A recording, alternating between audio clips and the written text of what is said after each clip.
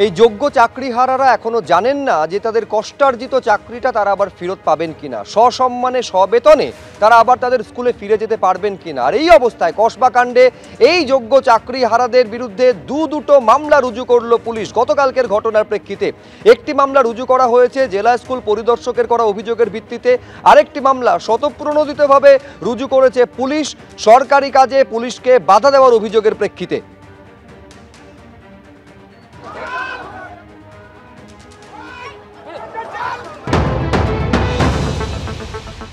Police মিথ্যা কথা বলেছে। আমরা শিক্ষিত সমাজ, আমরা সমাজকে শিক্ষাদান করি, আমরা কখনো এরকম কিচ্ছু করিনি, আমরা কোনো ভাঙচুর করিনি।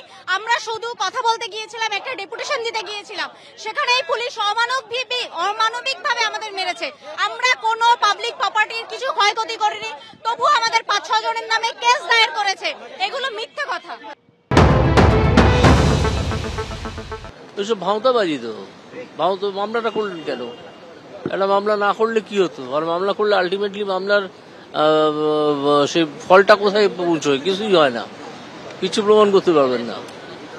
আপনার নিরীহ শিক্ষকদের ওপর মামলা করলেন, এবং যারা তাদের চাকরি হারিয়েছে আপনাদের দুর্নীতির কারণে। সেটা অন্যায় করেছেন, এবং ওনাদের এইটা বিষয়টা সুষ্ঠুভাবে মেটানোর কোনো ইচ্ছেই নেই। ওনারা এটা নিয়ে যতটা সম্ভব রাজনীতি করা যায় সেটাই করছেন। পুলিশ যত খুশি মামলা করুক, সেই মামলা আমরাও বুঝে নেব।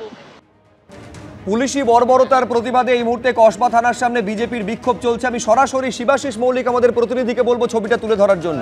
দেখাও শিবাশিস। একদমই তাই সুব্রজিৎ, এই মুহূর্তে আমি দাঁড়িয়ে রয়েছি কসবা থানার সামনে।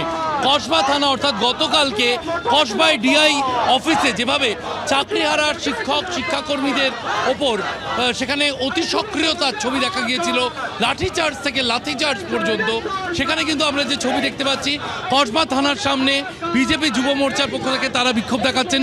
আমি কথা বলার চেষ্টা করব। আপনাদের আজকে এই কর্মসূচি মূলত কি?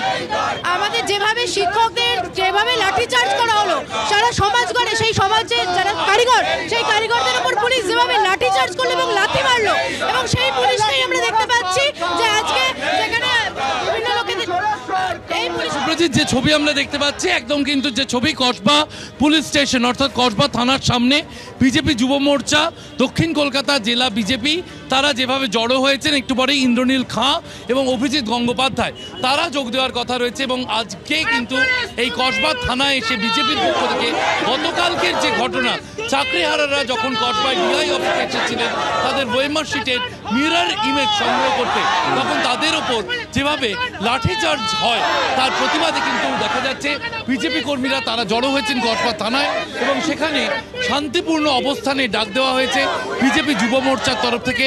বিজেপি যুব মোর্চা এবং দক্ষিণ কলকাতা জেলা বিজেপি তাদের যৌথ উদ্যোগে আজকের এই কর্মসূচি, সেখানে একটু পরেই রাজ্য বিজেপি যুব সভাপতি অর্থাৎ ইন্দ্রনীল খাঁ এবং তার সঙ্গে একেবারে এই প্রতিবাদ চলছে। এবং যেটা লক্ষণীয়, একেবারে চাকরিহারারা রিলে অনশনে পর্যন্ত বসে পড়েছেন এসএসসির সামনে, এবং পাশাপাশি এই ছবিটাও আপনাদের সামনে রাখছিলাম যে ধর্মতলা থেকে শিয়ালদা পর্যন্ত তারা প্রতিবাদ মিছিল পর্যন্ত করছেন। বিরোধী রাজনৈতিক দলগুলো বিভিন্ন জায়গায় তারা পর্যন্ত আজকে কর্মসূচি নিয়েছেন।